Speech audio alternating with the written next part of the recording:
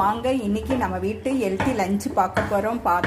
பார்த்து லைக் பண்ணி சப்ஸ்கிரைப் பண்ணுங்கள். இன்றைக்கி பார்த்தீங்கன்னா சின்ன வெங்காயம் சாதம் பண்ணியிருக்கேங்க. சின்ன வெங்காயம்னு எடுத்துக்கிட்டோன்னா ரத்தத்தை சுத்தப்படுத்து, இருமல், சளி, நுரையீரல் அடைப்பு அதெல்லாம் சரி செய்யுதுங்க. இதயத்தை பாதுகாக்குது. தலைவலி, பார்வை குறைவு இருக்கிறவங்களுக்கு சாப்பிட வேண்டியதுங்க. கொழுப்புங்களை தங்க விடாதுங்க. முட்டி வலிக்கு ரொம்ப நல்லதுங்க சாதாரண சின்ன வெங்காயம். இங்கே பார்த்தீங்கன்னா வெரைட்டி ஆஃப் கீரைங்க. இந்த முக்கிரட்டு கீரைங்க, அது தானாக வளர்ந்த கீரைங்க. அது கிட்னியை ஸ்டோன்களை கம்மி பண்ணுது, கல்லீரல்களை சுத்தம் செய்யுதுங்க. நோய் எதிர்ப்பு சக்தி அதிகமாக இருக்குங்க. ஆஸ்மா பிரச்சனைக்கு ரொம்ப நல்லதுங்க.